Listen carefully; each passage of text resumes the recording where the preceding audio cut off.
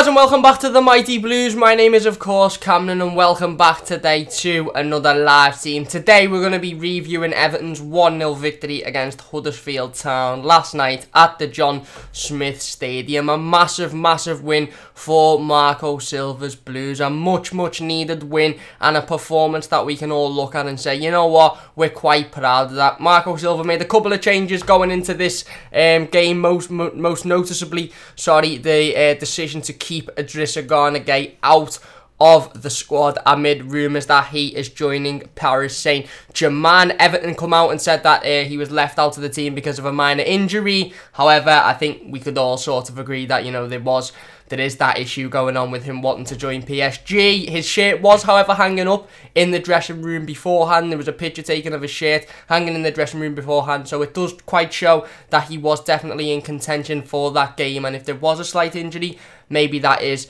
the truth. But nevertheless, without Gana, we put in a top performance last night. The lads that stepped in, done themselves proud and showed some grit and heart and passion and got us through that game of football. Listen, it wasn't pretty, it wasn't perfect, we weren't unbelievable. It wasn't a game that you look at and go, oh my god, we're back to our best. But it was what we needed. We needed 3 points first and foremost, and that's what we got. We done it in a fashion that, you know, yes, it wasn't unbelievable. Yes, we went down to 10 men. You know, yes, we scored a goal in the first 30 seconds and then didn't score again in the game, but it all doesn't matter because we come away with the 3 points, and that's all that matters in the end. I just want to say a little sorry for being late to stream. I was supposed to be streaming about 6:15, so I'm about 20 minutes late. I come home from work and basically just fell asleep on the couch, woke back up and just felt so sick. So I don't quite know what's going on with my system at the minute. Maybe I'm just not used to Everton winning, and that's why my system's a little bit screwed up. But I'm just going to tweet the stream out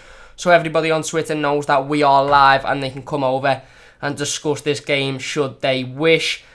Give me 2 seconds. Been a couple of rumours about Gana today that we'll talk about, some involving Marco Silva and Marco Silva possibly resigning if Everton sell Gana.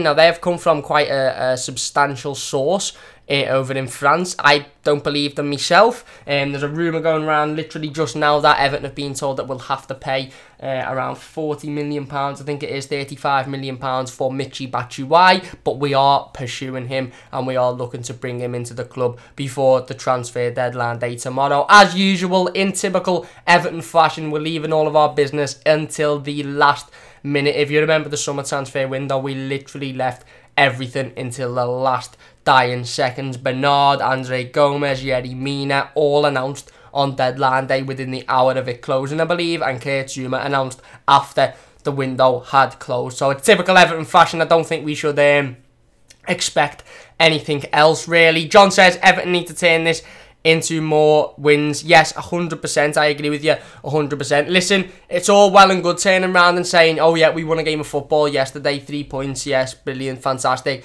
We need to turn this into a good run of form now, and we need to go and beat Wolves on Saturday. That is now the most important thing. The most important thing for me, for Everton, for a while has been getting back-to-back wins in the Premier League. We've seen us beat Burnley on Boxing Day, you know, an emphatic scoreline away from home. We've seen us beat Bournemouth since then in the Premier League as well. We've seen us beat Lincoln in the FA Cup, but we haven't been able to get 2 Premier League wins on the run, and it really does make a victory irrelevant if in the next game you go and get beat, or you go and, you know, don't pick up any points. You know, I think it's massively important now that we go to Wolves on Saturday, or we go to Goodison on Saturday rather, should I say, and we beat Wolves and we keep this run of form going and we keep this momentum going. Listen, Wolves aren't going to be an easy team to beat. You know, they're a very hot and cold team at the minute. Sometimes they can come and, you know, you don't really know what Wolves you're going to get. Sometimes they'll come and they'll, you know, beat you. Sometimes they'll come and, you know, it'll be a fairly easy victory. But we know we've played them, obviously, before this season. First game of the season, drew 2-2 at their ground. We know they've got some top players, so we need to understand that we need to turn this momentum into wins now, and we need to go and beat Wolves. Otherwise, the win against Huddersfield really doesn't count for much. But anyway, we'll talk about the Wolves game on Friday in the preview to that. We're here to talk about the Huddersfield game today. John says West Ham are interested in signing Batshuayi on loan. I'm sure there's a lot of clubs interested in signing Batshuayi. I think he's a, you know, he's a good striker. I don't think he's an unbelievable striker, but he's definitely a good Premier League goal scorer, and he's a striker that I dare say a lot of teams in and around our position will be looking at as well. Please do hit the like button on the stream if you are enjoying. If you're watching this as a video afterwards, please do smash that like button. A massive thank you for 300 subscribers as well. I just want to say that before we go into anything. I think we're on 307 now. We hit 300 yesterday, I think, or the day before. So a massive thank you for 300 subscribers. The support has been absolutely unbelievable, and I cannot thank you guys enough. It's literally, it means a lot to me, seriously. You know, the views that the videos are getting, the views that the instant match reactions are getting are just absolutely unbelievable, and I think, you know, it just blows me mind. But anyway, let's go into talk about Everton versus Huddersfield Town. If you can see on the pitch just up there, I've put my key player and key moments up there. We'll talk about them really quickly. In terms of key player, I've gone for Tom Davies. I think, listen, we'll talk about Tom a little bit more in just a second. Let me just remove that comment there. There you go. Yeah, that was a live stream link for the Liverpool game. I'm not too sure. I don't want to keep it in case it's some sort of virus. I'm not too sure how reliable that channel is, so sorry about that. I was just removing that. But yeah, key player for me, Tom Davies. Like I said, we'll talk about him more in just a second, but I thought Tom stepped in absolutely brilliantly. I thought he was absolutely fantastic yesterday. And you know what? There was a lot of questions about Tom Davies. There was a lot of Everton fans when they seen that team sheet saying, is Tom Davies good enough to step in? Is he going to be able to do the role that Gana does? Is he going to be able to, you know, get a decent run of form going, and is he good enough ultimately to play in that role? And I think yesterday he proved that he is more than good enough to play in that role, and all this lad needs is a little bit of confidence and a run in the team and a little bit of support from the fans as well as, you know, his management. And he's, you know, he's a top player, and I think he proved that yesterday. Key moments I've gone for Luca Dean's red card. Like I said, we'll talk about that a little bit more in a bit, but, you know, it's a simple one, isn't it? I think it put us on the back foot for the last 20 minutes to half an hour, and I think beyond that red card was the point in the game where we knew we couldn't hide. We knew we couldn't just waltz past the game. We needed to dig deep. We needed to stick, you know, ourselves in. We needed to get physical, and we needed to make sure that we worked well with the ball and we kept the ball, and we weren't just, you know, giving away possession sloppily. I know towards the last sort of 5 or 10 minutes we literally just were hitting it up the field, but that's fair enough. But I think as soon as that red card happened and John Joe Kenny had to come on and go at left back, and we were all of a sudden a man short in the midfield, it was important that we stuck together as a team, and we seen that out. So I suppose we'll start with, you know, the first kick of the game really, and that was pretty much a Richarlison goal. Literally, the game's kicked off for, I think it's about 2 or 3 minutes. Ball comes in. I think Richarlison has an effort. It's saved first time. It comes back to Tom Davies, I believe. He plays it back across, and it's a simple enough finish for Richarlison. Tom Davies getting himself an assist literally 5 minutes into being back in the starting 11. And Richarlison getting himself another goal from that left-hand side, from starting as a left winger. I think it's quite interesting to see now that Richarlison very clearly is more beneficial playing off the left. He cuts inside and he can score goals, but he can also create play over from the left as well. I think Cenk Tosun was fantastic yesterday. Like I said, we'll talk about him in just a second, but I thought he was absolutely fantastic.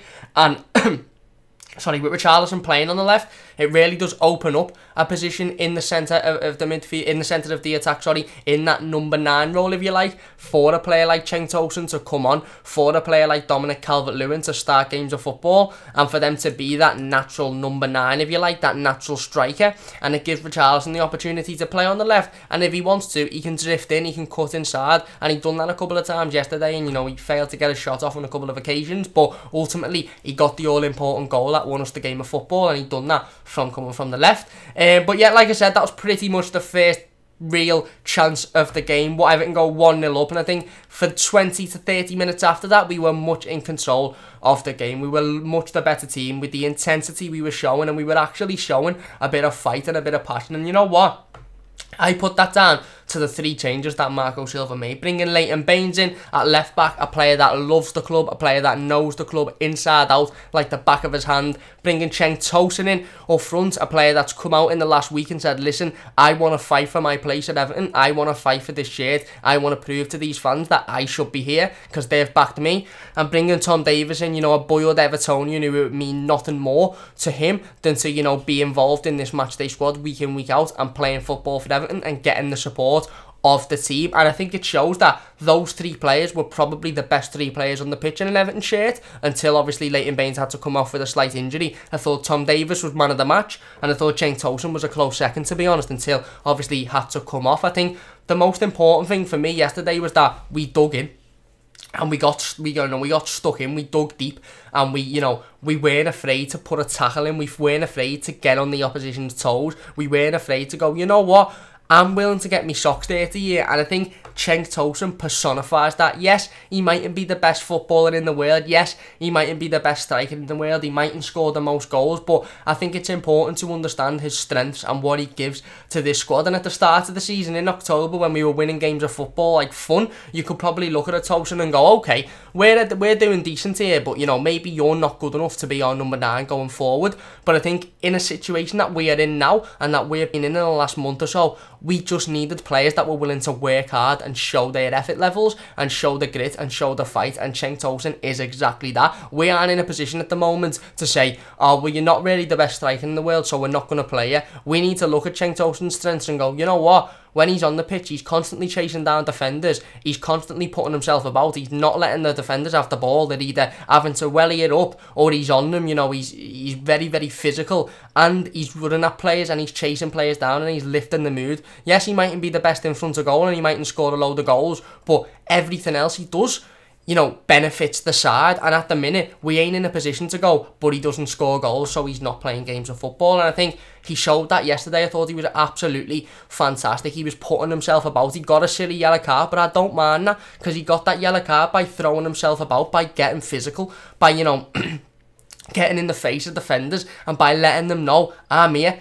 You're not going to have an easy game. For me, I think when Richarlison starts up front sometimes, the centre-backs just have an easy game, because they know a ball's going to come in the air, they're going to win it, and Richarlison's maybe going to throw a few elbows about, or maybe going to throw his body about, but really, he doesn't carry that much strength. He can't really hold the ball up as well as, say, someone like Cenk Tosun, who will put his strength behind the ball and hold it up fantastically. Yes, he mightn't be the fastest, he mightn't be the best player, facing goal, but if he can hold that ball up and give it off to a Bernard, give it off to a Richarlison, who are better facing the goal, then it benefits the team altogether. I think, we have to now look at Cenk Tosun's strengths and say, yes, you mightn't be the best goal scorer in the world, but the things you do offer this team is something that we've been very, very clearly lacking in the last weeks and months, and you need to come in. For me, Cenk Tosun plays again on Saturday and he gets a run of form in this team. He is a player that instills confidence, and he is a player that shows that passion and will automatically lift others and lift the work rate of others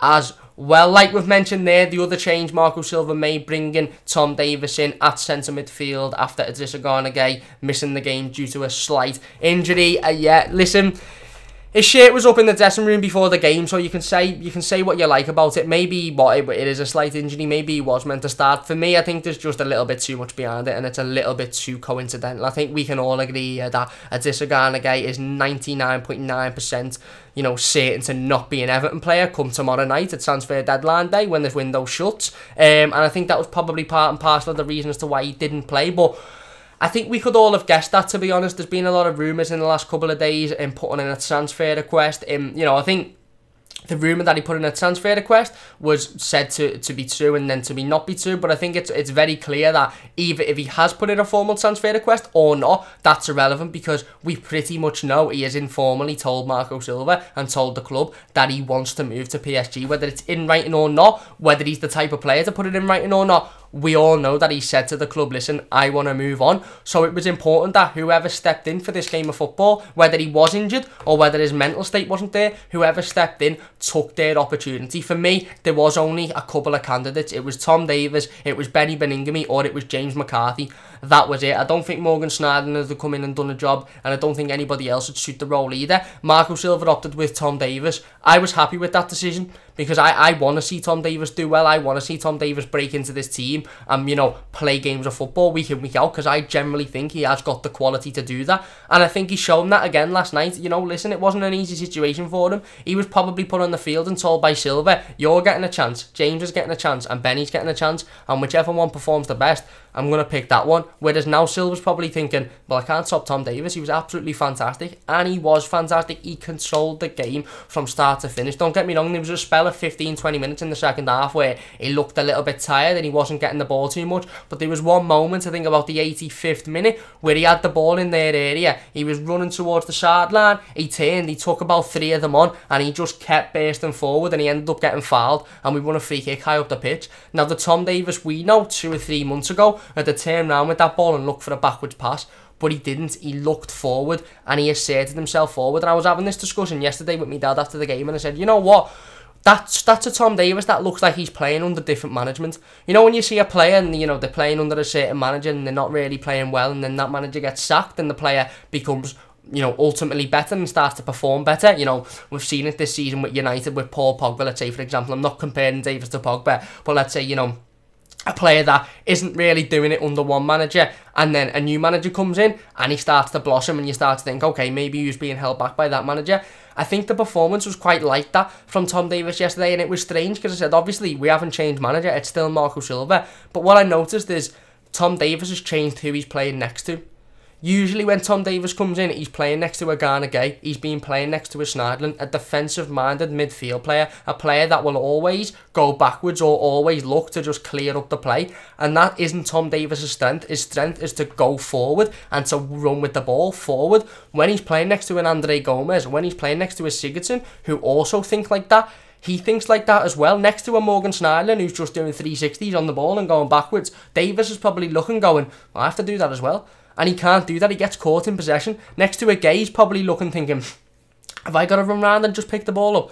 No. So he doesn't perform as well as to when he's playing next to a midfielder that is also thinking, I'm going to go this way, I'm going to go forward. He does it as well, and I thought he was absolutely fantastic yesterday. For me, David says Gana has gone, and fair play to him, because we won't get another chance. We're safe and we need the money. We won't sign Batshuayi. The Gana money will cover games who Silva wants on a permanent, cover Gomez who Silva wants on a permanent. Sorry, yeah, I do think this Gana guy has gone. I agree with you there. And yet, like I said, he's 29 years old, and I think the second bid, obviously we rejected the bid of 21 million. It's now being rumoured that a second bid of 30 odd million pounds is being put in by PSG, and that's the one that will supposedly be accepted. And listen, £30 million for a 29-year-old who hasn't been unbelievable this season. I know he's a key player, and I know he's, you know, very much a vital member of our squad, but £30 million for a 29-year-old, you know, you have to look at it and say, fair play. This guy wants to go himself, so he doesn't want to play for Everton. So, you know, sell off for me. I think you raise a very good point as well. I think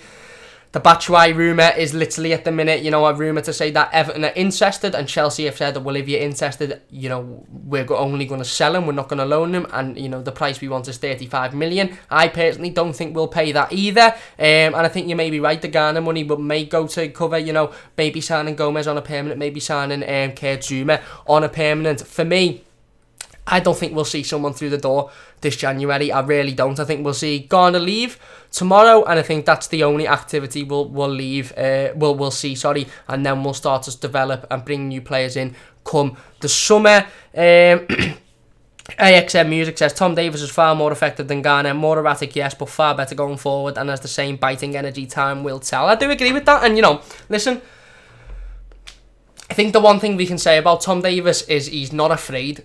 He's, you know, yes, he might be void of confidence at times, but the lad always tries his hardest. When have you ever seen a game of football where Tom Davies is hidden? Even when fans have been on his back, even when fans have been saying, you're not good enough this, you're not good enough that, he's always got up and tried again. He's always picked himself off his feet and gone again.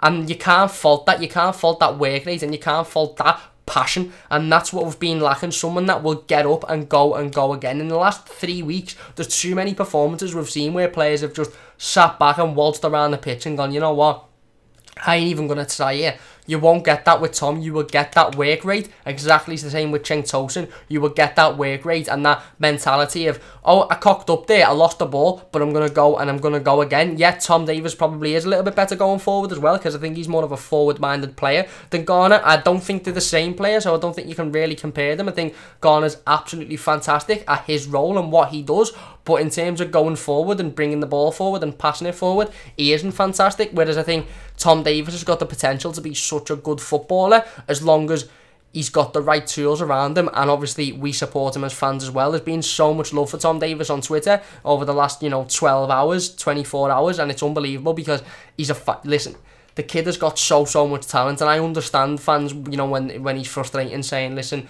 just do the basics, Tom. I understand it. But yesterday we seen exactly what Tom Davies can do. And don't get me wrong, it is only one game, so let's not get on our high horse. Let's not, start to get too overly excited. It is only one game. But we've just seen there what he can do and how good of a footballer he can be. So let's support him now. Let's support him and say, okay, that's what you can do. Let's hope you can do that consistently week in, week out. John says, the real game is on Saturday in the rugby camp. I'm not a fan of rugby, mate, so I'm not too sure what that one is. I know what rugby is, obviously, but I'm not too sure what the game is. David says, Digne's red card is an issue, but he had to take it or it would have been 1-1. It'll do him a favour taking time out after the Millwall mess, and John Joe actually played alright. You know what? I agree with that. That is a very, very good comment. Listen, Digne had a bit of a nightmare against Millwall with the conceding, giving away the stupid free kicks that ended up being the free kicks that we conceded the goals to, and he had a little bit of a nightmare last night. He was on the pitch for 11 minutes and, he was sent off basically after 11 minutes. I agree with you. I think the challenge is a tactical challenge. For me, I'm more concerned about the position that Dean was in, to have the ball come over his head and force him to make that challenge. But the challenge is what it is. Listen, he had to make it. Otherwise, the lad's going one-on-one with a goalkeeper, and no matter how good your goalkeeper is, and ours was absolutely unreal last night, we'll talk about him in just a second, if you're one-on-one with a goalkeeper, like I said, no matter how good your goalkeeper is and how poor the attacker is, it could go anywhere. So I think he had to make that challenge, and listen, it was tactical. It was a tactical sending off, and I don't think many of us can sit back and complain about it because it saved us a goal inevitably, or saved us 2 points, because they could have quite easily scored. Like you've said there, it'll take him.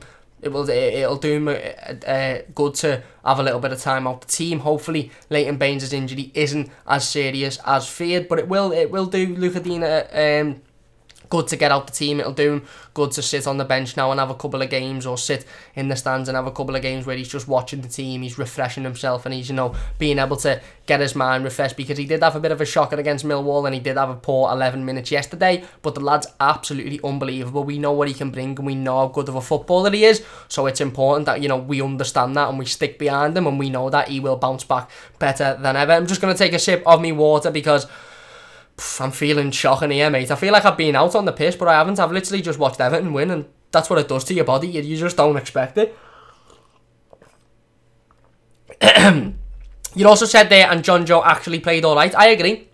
I thought John Joe Kenny come in and done fantastically well. I thought, other than being, absolutely turned to bits and humiliated by a stupid little flick, I thought John Joe was fantastic when he come on at left back. I thought he'd done the job perfectly. He defended well, he got the ball out when he needed to, and he used his brain and he used his intelligence to be in the right positions. I thought the attacks that come down the left-hand side once John Joe Kenny come on, I think were largely down to the fact that Gylfi Sigurdsson wasn't attacking his man, and when Luca Dean actually was sent off, Gylfi Sigurdsson went over to the left to play on the left side of midfield, and he wasn't quite helping John Joe Kenny out. He was drifting in the midfield, and he was standing around a little bit. He wasn't sacking his man, but I thought John Joe Kenny, played perfectly. Obviously, if Leighton Baines is fit, and let's hope the injury to Leighton Baines was just, a little bruised rib, or, a little knock on the ribs, and he'll be fine for Saturday. But if not, I wouldn't mind seeing John Joe Kenny go in there. Again, he's another player that has got that heart, got that passion, and got that fight. And if you say to John Joe Kenny, listen, you're going to go in at left back, mate, and you need to put in a performance, I do think he will be able to put that performance in. I thought he played well when he come on at left back, in circumstances where he wouldn't have thought he was going to play left back at the start of the game. But like we said there, it's important now that we look to Leighton Baines' injury and we say, okay, you played fantastic during the game before you had to go off. It looked to me like it was just a little bit of a winded thing. You know what it's like when you're winded in football. If you get it with the ball in the side, or you get elbowed in the side, yes, it may just require a 5-10 minute rest, but you can't have a 5-10 minute rest in football, especially not when you're playing left back or left wing. You have to be bombing it up and down constantly. So let's hope that's all it was for Bainesy, and that he'll be fit for Saturday. But I agree, I thought John Joe Kenny played well when he come on in that position. Chan says, what do you think of Jagielka playing as a left back on Saturday, or would you stick with John Joe? Keep up the good work. Thank you very much, mate. I think Jags is still injured, as David says there, and I personally would stick with John Joe. If Leighton Baines is still out, I think John Joe Kenny done a decent job there, and it would give John Joe the confidence to know that, you know, he's being trusted in a position like left back, and, you know, hopefully he can go and have another decent game there if he does play there. Luke says, do you think although Tosson's link-up play was generally very good in the opening weeks, he was only dropped because of his game against West Ham? It was quite unfair, but I think he'll get a run now. I think Tosson was dropped because we took advantage of the situation we were in, if I'm being honest. I think we looked at it as fans, and as Marco Silva, as the manager, probably looked at it and gone, okay, in October, in November, we probably looked at it and went, listen, we're challenging the top 6 here, you know, we're challenging Manchester United, we're challenging Arsenal, you know, we could break into this top 6, we're winning games of football week in, week out. Cenk, you're not good enough, you're not scoring enough goals, mate, you need to come out. And I think we took for granted what Cenk Tosun gives the team, and we thought, we just looked narrowly down, you know, sort of a square box and went, you don't score enough goals, you're coming out, rather than going, actually, your link-up play is generally really good, your passion, your heart and your desire that you show is generally really, really good, and you bring other players into the game better than anybody else does.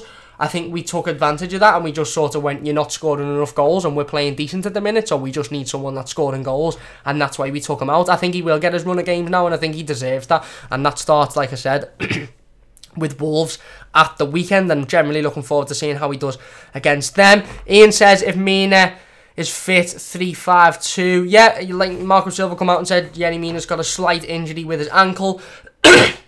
It will be interesting to see if he did go with a 3-5-2, obviously assuming that Adisa Gana won't be an Everton player come Saturday. That would be an interesting formation to see. Chan says, Mina picked up an injury from Millwall, unfortunately, he certainly did. Jack says, are you too reliant on Richarlison? I don't know, it's a good question, to be honest. It's a really, really good question. I think, listen, it's no surprise that Richarlison has given us a lot of goals this season. It's no surprise that Richarlison, you know, has provided a lot for Everton, and it's no surprise that, you know, his goals have taken us through football games, because look, I think it's important to understand that although he can be a little bit frustrating at times, and, you know, there are some games where we look at him and go, stop throwing yourself on the floor, get off your arse, work a little bit harder. I think we take for granted again the goals that he brings. You know, yesterday scoring that goal where if he didn't, we wouldn't have won the game of football, putting the ball in the back of the net on many occasions previously as well. 2 goals against Brighton at home that he scored, where you look at it and you go, you know what, they were 2 really, really good goals, and 2 really, really good individual, 1 really, really good individual goal for the second goal in that game as well. I don't think we're too reliant on him. I think once, if you look statistically and you look at the goals scored this season, you probably think, hang on, Richarlison scored most of Everton's goals. I think that's purely down to the fact that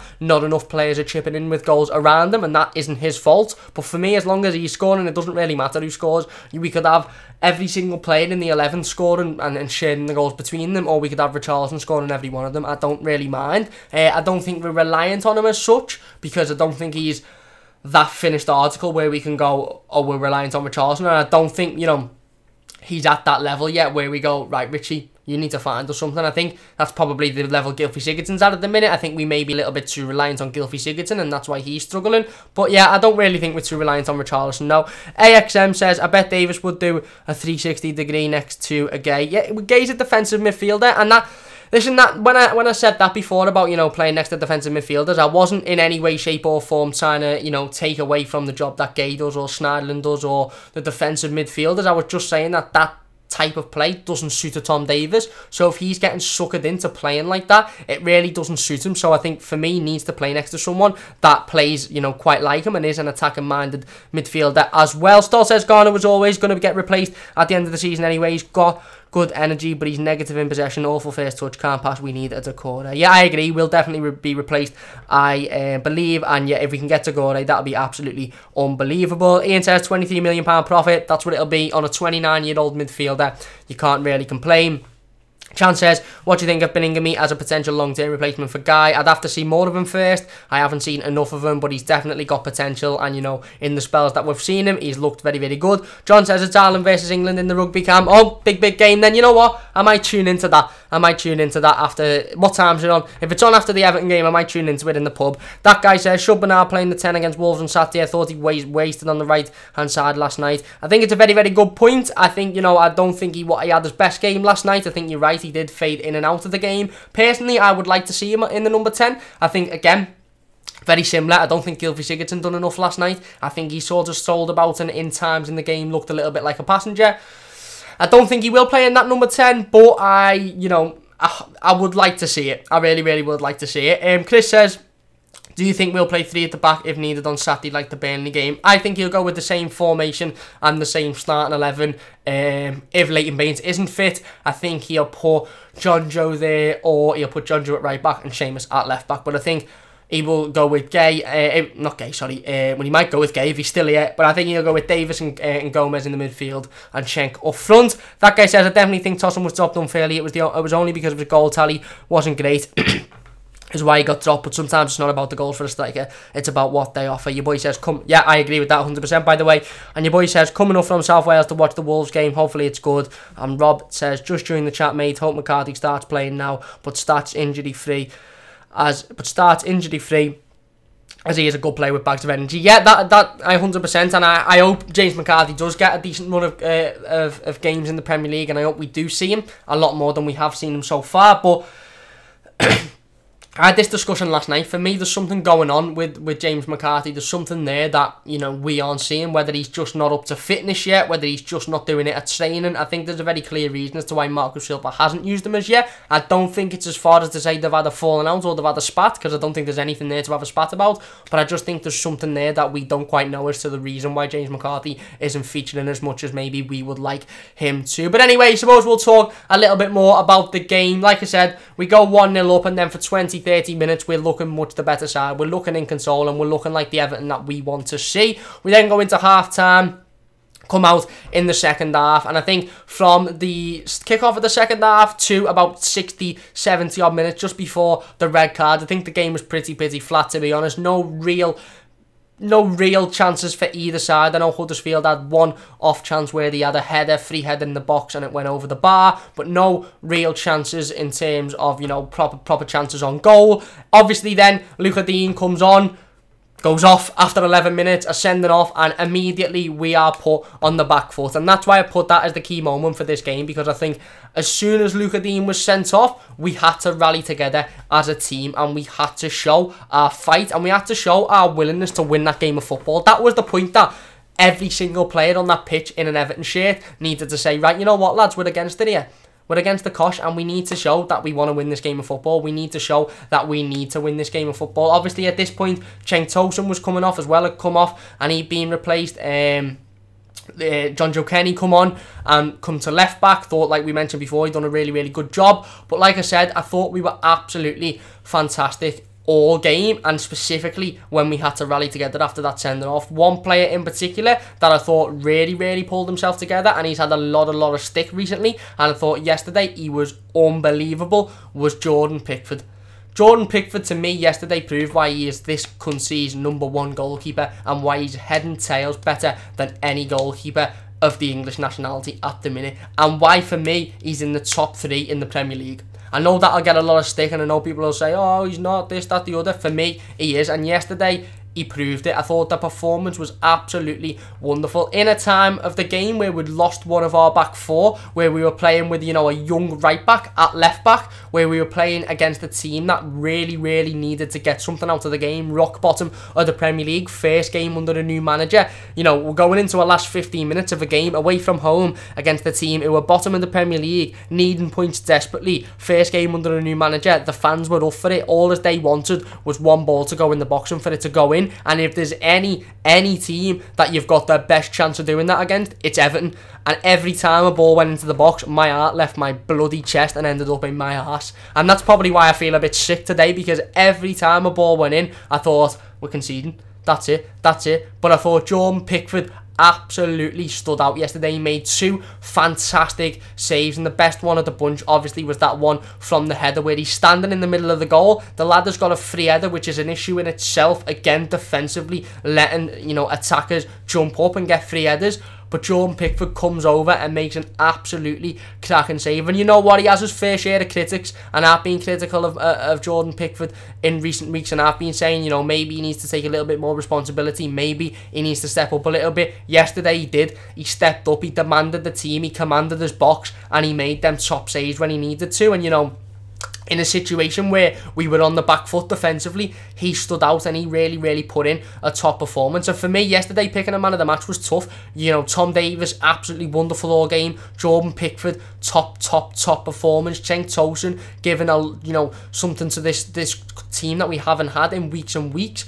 But I think Jordan Pickford, from the moment, you know, don't get me wrong, he made some decent saves in the rest of the game as well, but I don't think he had a lot to do for the majority of the game until, like I said, that Luca Dean sending off, when he had to pull himself together, and he really did, and it was an absolutely top performance for me. Listen, he gets a lot of stick. He does get a lot of stick. He gets a lot of people saying, oh, he's not good enough, that, he's not good enough, this. Listen, for me, he is good enough, and he's one of our better players. And for 24 years old, for a goalkeeper that, realistically, looking at it, could have another 15 years in professional football, to be at that level already is absolutely phenomenal. So we just need to get behind Pickford, exactly like we need to get behind Tom Davies, exactly like we need to get behind the rest of the lads. We need to get behind them, because yesterday I thought he put in a top performance. Rob says, you need a drinking session in Yorkshire, mate. Come over. I do. I would definitely be up for coming over to Yorkshire at some point. John says 4:45 kick-off, Cam, I think. So that will be after the Everton game. So yeah, I'll be in the pub probably. I'll go to the pub after the match, after I've done the instant match reaction, so I'll be in there watching that probably. Sam says, how do you think Pickford is doing at the club considering his past few games? And I agree. I think Pickford is, listen, I'm a massive fan of Jordan Pickford, and I won't hide that. I am. Even when he has poor games, I stick up for him and I say, listen, he's only young, he is naive, he maybe has let the World Cup go to his head. You know, when you're in a position as a young goalkeeper, 23, 24 years old, and you've got the entire nation praising you, saying you should have a knighthood in the summer, saying you're the best thing since sliced bread, because that's what he had. Listen, and I'm not just saying this as an Everton fan. Jordan Pickford had the entire nation of England behind him in the summer, saying how much of a wonderful goalkeeper he was, and such a wonderful performances in the World Cup, obviously saving the penalty against Colombia. I think it probably did come to his head a little bit, and he maybe did start to believe his own hype a little bit. I think he's now had a massive reality check after the derby, after the Spurs game, and I think he's now being brought down to earth a little bit. He's having them conversations with Marco Silva, and the most important thing for me in the last few games with Jordan Pickford is we're starting to see him just do the basics. We're starting to see him come out and collect balls. We're starting to see him come out and punch corners away. We're seeing him stay on his line and make them saves when he needs to. We're seeing him make the right decisions, and once he gets the right decisions and he starts to make them right decisions every single game, and the easy goalkeeping decisions that he may be guilty of not doing in the past, once he starts to nail them down, he will be a top goalkeeper. And I think we've got a fantastic goalkeeper, and I really like Jordan Pickford. But yeah, like I said, just to summarise, I thought, listen, it wasn't perfect yesterday. By the way, Kadir says hi Kadir, hope you are doing well. Listen, it wasn't perfect yesterday.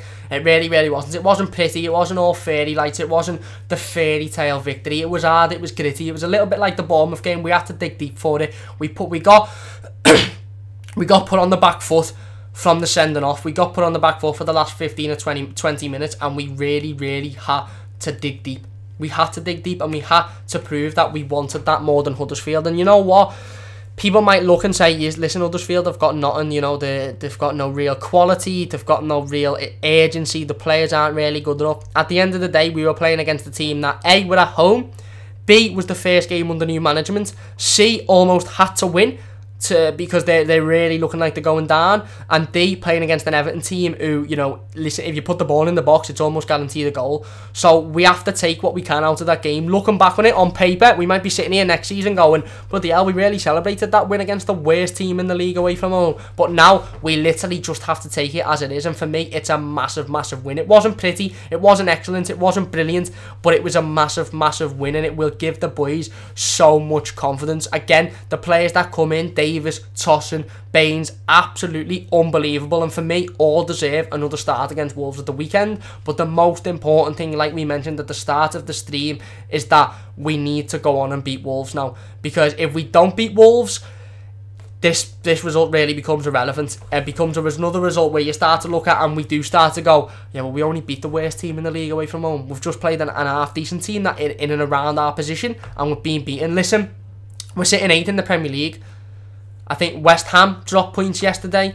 Wolves, I think, dropped points as well, if I'm not mistaken.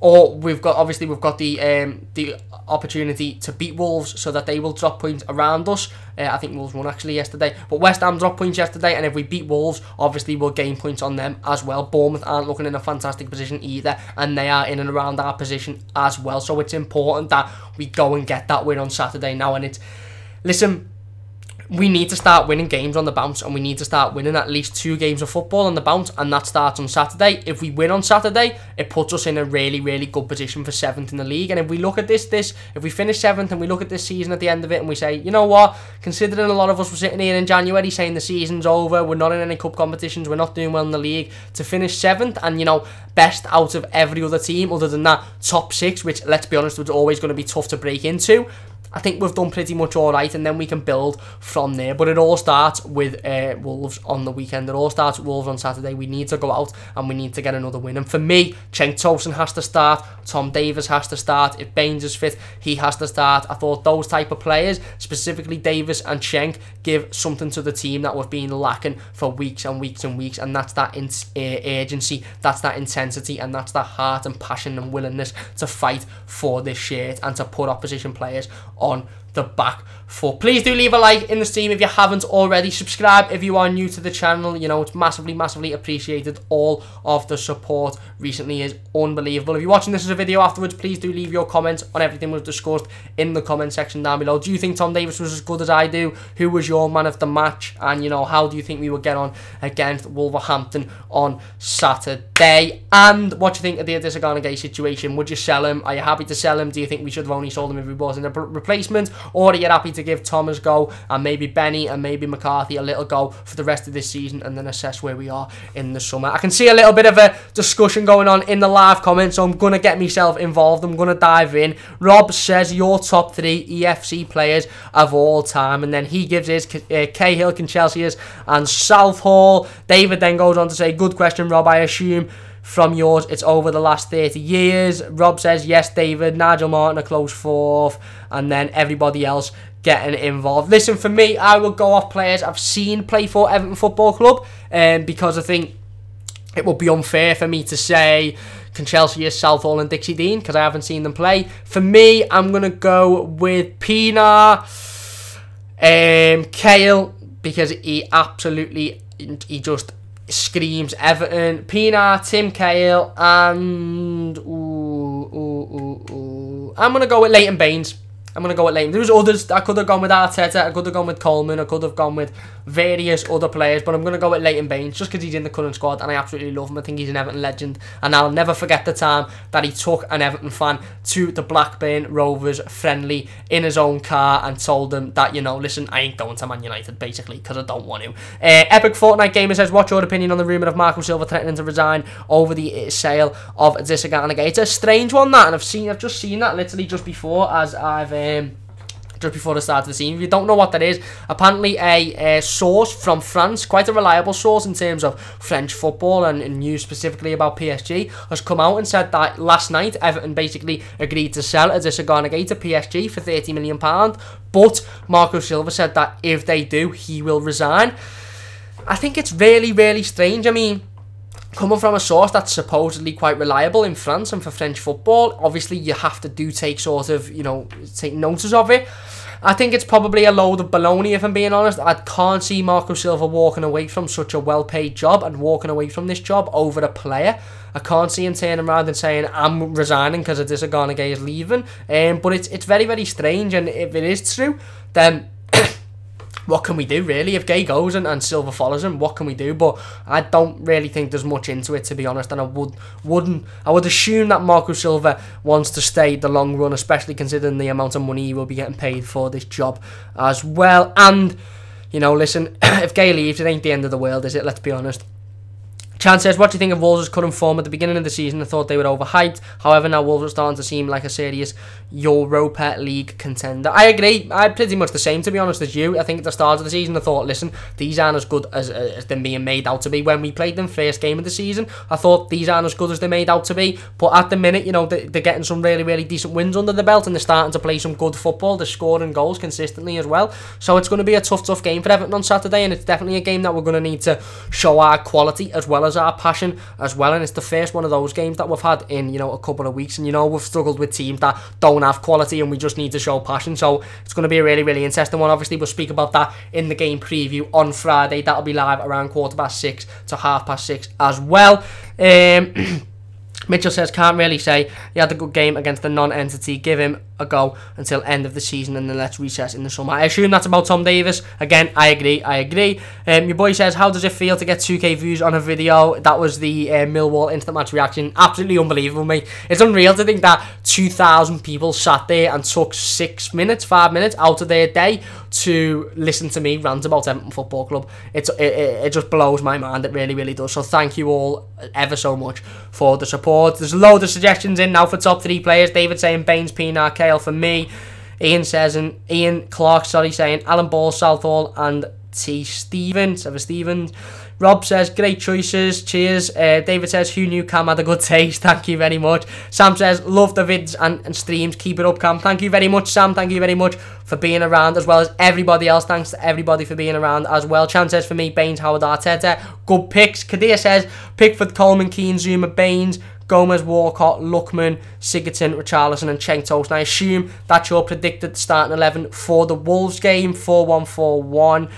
Listen, it is a decent team, and a team that's definitely good enough to beat Wolves. You know, same back four as to what we've seen against Huddersfield yesterday. Interesting that you've got Walcott coming back in, Lookman coming back in as well. I wonder where you are wanting Lookman or Walcott to play, and then Richarlison and Tosun in the same team as well. It's a decent team, and it's a team that's definitely good enough to beat Millwall. I suppose we'll have to see what Marco Silva opts with. David saying another good trio there, Chan saying Baines and Pienaar pair was easily one of the top left attacking sides in the history of the EPL. David, I 100% agree with that one as well. Anyway, that is going to do it for today's live team. Thank you all very much for all of the interaction in the live chat as per usual. It's absolutely unbelievable. It literally blows me mind every single time I come on these streams. Listen, even today when I thought I feel a little bit sick today, I thought, you know what, no, I'm going to come on because there'll be a load of people that want to talk about this game of football, and there'll be people that'll generally cheer me up and make me feel better, and you know, every single one of you has. So thank you all very, very much for just being here. If you're in the live chat, thank you all very much. If you're just watching this as a live stream and not commenting in the live chat, equally to you as well, thank you all very, very much for being around. Again, equally, if you're watching this as a video afterwards, and again, massive thank you for taking your time out of your day to watch me talk about Everton Football Club. And if you are watching as a video afterwards, leave your top 3 best Everton players of all time in the comment section down below, as well as all of your thoughts on everything we've spoken about today. How do you think we'll get on against Wolves? What do you think about the Gana transfer? What do you think about Tom Davies' performance? And do you think Cenk Tosun deserves another go in this team? And do you think he was as good as I do? And do you think his performance was as beneficial to Everton Football Club as I did yesterday? But anyway, that is going to do it for today's live stream. If you have enjoyed, please do leave a like, subscribe if you are new. Like I said, just hit over 300 subscribers, so thank you all very, very much for that. The support has been absolutely unbelievable recently, and I can't thank you enough. I'll be back, like I said, on Friday at around 6:15 to 6:30 for another game preview. This time we take on Wolves at Goodison Park. It's going to be a tough game, our first real big test against a team that has generally got, you know, no disrespect to any of the teams that we've played in recent weeks, but a team that has got generally some decent quality players in there that can definitely hurt us. And, you know, I would even go as far as to say turn us over if we don't turn up and play decent football. So don't forget to join me for that live. Like I said, we'll be going over my predicted starting 11, and we'll be talking about why I think it's massively important that we get the win on Saturday. But thank you all very, very much for watching. David says, easily, mate. Nice one, Cam. Another good one. Thank you very much, David, and thanks to everybody else in the live chat as well. I'll be back on Friday. I might do a little video tomorrow, obviously, if, you know, Gana ends up leaving the football club and gets announced as a PSG player. We'll do a quick transfer update video, or maybe even a stream if it happens tonight, on that one as well. But if not, if Gana is still an Everton player come the end of tomorrow, I will see you guys on Friday for the game preview. Sam says, thanks, Cam. Thank you very much. That has been it from me. A massive, massive thank you for all of your support. Please do leave a like on the stream if you have enjoyed so far. Subscribe if you are new, and I'll see you soon on the Mighty Blues.